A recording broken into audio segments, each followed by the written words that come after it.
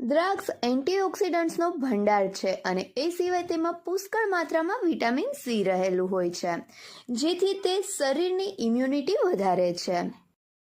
એ સિવાય દ્રાક્ષ heart health માટે પણ ખૂબ જ ફાયદાકારક છે. દ્રાક્ષ ધોવાઈ જાય એટલે તેને મિક્સર જારમાં ટ્રાન્સફર કરી દેશું. હવે તેમાં ફ્રેશનેસ માટે 7 થી 8 ફુદીનાના પાન અને થોડું આદું ઉમેરીશું.